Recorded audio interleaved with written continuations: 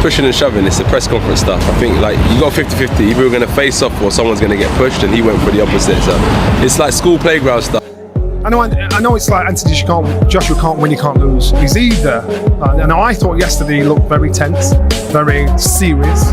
I don't like things like that. I mean, it's ridiculous, and you see these scuffles and all this nonsense at press conferences, and that is where it goes wrong.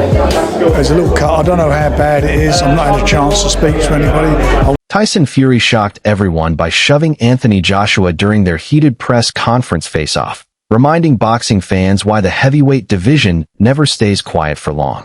Fury couldn't stand beside Joshua for more than a few moments before emotions took over. Ladies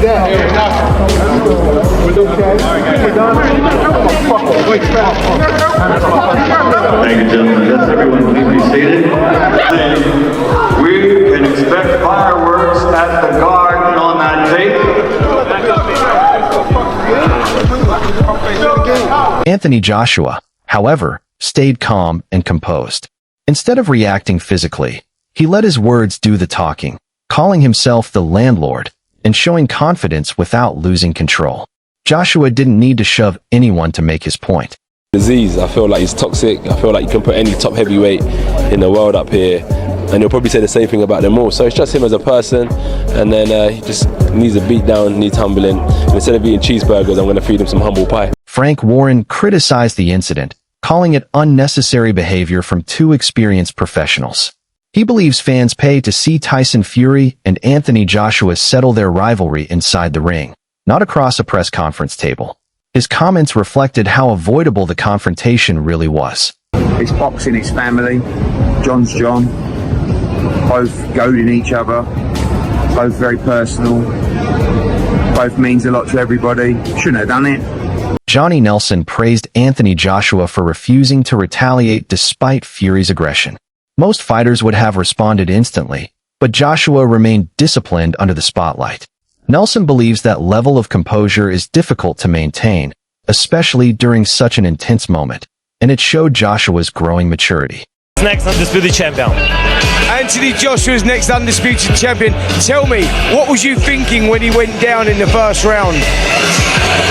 First round, it's test, but AJ back. Yeah, it's boxing, you know. It's boxing, like uppercut, good. It's a knockdown. Yeah, AJ back and win. But the second knockdown, and I'm close to AJ, I was even worried. Greedy belly. I know you now will speak. Ow, ow. You have cheese like a weak chin, blah blah blah. Greedy belly, get out. Listen, Greedy Belly won last night against Marius Wack. Did you see that performance? No. Do we see AJ Greedy Belly next? Yes. Of course. How does it go? I will hear. I will in ring. How will it go? AJ will. How does he win? Knock him out. There you go. AJ knockout from Alexander Usyk. Alexander, thank you so much. Guys, back to Eddie Hearn believes Anthony Joshua's resume stands alongside the very best in the heavyweight division. He says Joshua's experience and renewed hunger make him a serious threat to Tyson Fury. Those concerns mirror earlier warnings from John Fury, who has admitted that Joshua at his best is an extremely dangerous opponent. Just look at the resume of Anthony Joshua. He has the best resume in heavyweight boxing, bar none. He's always fought the toughest fights. He's fought everybody that's been a mandatory. He's never swerved anyone. You know, he's a throwback fighter. The boxing public, boxing hardcore fans, don't really like anyone that has significant success in that outer space. But still, people will think that he's been spoon-fed or he's had easy fights. He's never had easy fights. And he's a good individual who works as hard as he can, provides for his family. He's got a good heart. So I don't see how you can even... Johnny Nelson also pointed to Joshua's latest training footage as a major talking point. If the sharp, confident version seen in the gym appears on fight night, Tyson Fury could be facing the strongest Anthony Joshua in years. Nelson believes inconsistency has always been Joshua's biggest weakness, but recent footage suggests he may finally have overcome it ahead of a career-defining fight. Like, listen, Penga's, he's got a knockout record, and so he can hit and he can hurt. But he shouldn't have been in Anthony Joshua's league, point blank. AJ, when it comes to the fashion of the fight, how he went about it, I thought he was on his front foot. He just was. I know in the gym, this guy's fluent. He's got great movement and great hand-foot-eye coordination. But then he just. There's a word called mercurial. I just learned it actually, and that describes Anthony Joshua. He's got so much talent, but it's a case of which version of him turns up when it comes to performance night. And performance night last night, the AJ that we know, the talented fighter we know, he wasn't there. The gut, the lion, the heart, he was there because he brought him. After 20 seconds, he got put down. Had to get back up again. He was in trouble. He was still making rookie mistakes. I'm thinking you shouldn't make those mistakes at this stage in your career. You are a former world champion. I know you're pulling your tongue out saying I'm all right, I'm hurt. Who are you proving something to? This is about you and your corner. Forget the fans and get the job done. So concentration is the key, but you've got to give him a lie because remember what he's coming from. Remember, he does it. Boxing for him isn't about the money. Amir Khan now sees this as a genuine 50-50 matchup. He believes Tyson Fury's inactivity could become a disadvantage, while Joshua has rebuilt his confidence and momentum. According to Khan, this has all the ingredients to become the biggest all-British heavyweight fight ever, with no clear favorite. Do you have a prediction of how the AJ vs Tyson Fury fight could go? In the UK, to have a mega fight like that would be massive. One of the biggest fights ever. Two heavyweights, two big names. And how the fight's gonna go? Look, it's a hard one to say. I still need to go back and see how Fury's fight went. I mean, I know it's more like a sparring session, Fury had, but still, I want to see how he looked. But I think it's a 50-50 fight. Very close, very close. I do lean a little bit more towards Fury, but like I said, time's been going on, and Fury's inactivity, I think, might work against him. I'll probably say, it's a very close fight. I'll call it 50-50. John Fury has previously admitted Tyson Fury's best chance to fight Joshua may have passed years ago. But after watching Joshua's recent training sessions, his message sounds far more urgent. He believes the fight is inevitable and insists Tyson Fury will need a complete training camp and 12 hard rounds of preparation if he wants to beat the improved Joshua. Why? I think it's possible. We'll see. We'll see, but now I think a lot of young, talent, young people. But I have last dance. You do want one last dance? Yeah. Deontay Wilder is the name that is talked about.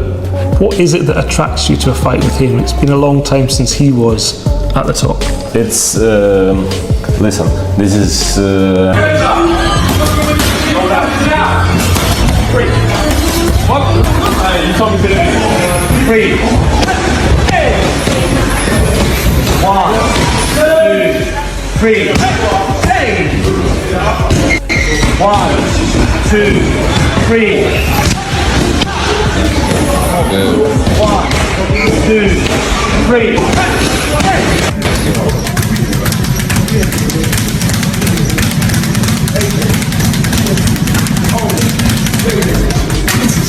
Shane Fury has also acknowledged that the gap between Tyson Fury and Anthony Joshua has narrowed over the years. Time affects every fighter, and Joshua's recent improvements only strengthen that view. Even within the Fury family, there appears to be growing respect for the challenge Joshua now presents. 5 or 6 years ago, or 4 or 5 years ago, however long it would have been, it'd have been 75-25 Tyson. Now it evens up. The odds has evened up. I reckon I'd favour Tyson, but it's a close one. Both men's aged. It's just who's aged most. Spencer Brown says the fight is finally moving closer to becoming reality this year. Reports linking Netflix to the event have only increased excitement, making the negotiations feel more serious than ever. At the same time, Joshua's training footage continues building anticipation and adding pressure on Tyson Fury. So I know the fight will happen. Definitely, this year. Yeah, you know, we're just baking the cake. It's going to happen. Turkey. You know what Tyson said? He just told you. But Turkey suggested that it was going to be announced tonight, so is there a deal in place? Oh, that's Turkey's business, isn't it? Not mine. But, yeah, there's a lot I can't divulge, but I'm just going to say that this fight is going to happen.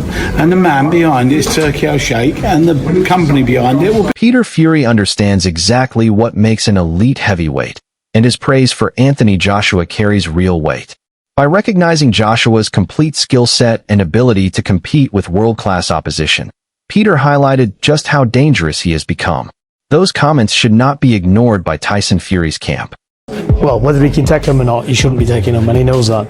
But when he's on his A game and he boxes, he can box. He ticks all the boxes, trust me. And he's exciting as well. And he does the right thing with this level of opposition because he's walking through. Eddie Hearn has also suggested there may be tension inside the Fury family.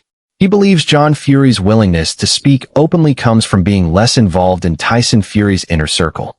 If that's true, his public warnings may carry even greater significance. I didn't know, you know, they've always been very close, and John's always been a big part of the training team. You know, I know he's had his trainers in Sugar Hill and, you know, Ben Davison, but, you know, John's his dad, and you know, he's been a big part of the journey, and for some reason, I don't know why, it's not my business, but they've clearly fallen out. And you know, it's never nice to see, and definitely not nice to see aired in public. And you know, it's never nice to see, and definitely not nice to see aired in public. So Duke McKenzie believes legendary status must be earned through achievements, not reputation alone. He argues Tyson Fury's legacy is still under scrutiny, and a loss to a resurgent Anthony Joshua would seriously damage his place in heavyweight history. That reality only increases the pressure surrounding this fight. He was a formidable man. But when you fight one of the hardest punchers in boxing history 3 times, it takes something out of you. Of course it does, yeah. It takes it out, it never gets replaced. Yeah. You can never fill that tank up like you had it before. On every shot he took, don't forget in the last fight he went down 4 times, cannons of shots. He fought his heart out, he went to the well, he gave it all to get that knockout. One of the greatest trilogies we've ever had. And when he got that knockout, Tyson, he had nothing left after that. He laid it all. Eddie Hearn ended by expressing frustration over years of delays and missed opportunities. While negotiations dragged on, Anthony Joshua continued rebuilding his game. If Tyson Fury enters this long-awaited showdown anything less than fully prepared after everything seen in Joshua's recent training footage, it could become the biggest mistake of his career.